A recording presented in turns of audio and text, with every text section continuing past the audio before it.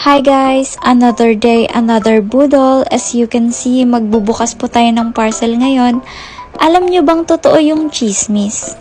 Alam nyo bang may hopya na cheesecake? Yes po, nag-i-exist yung hopya na cheesecake.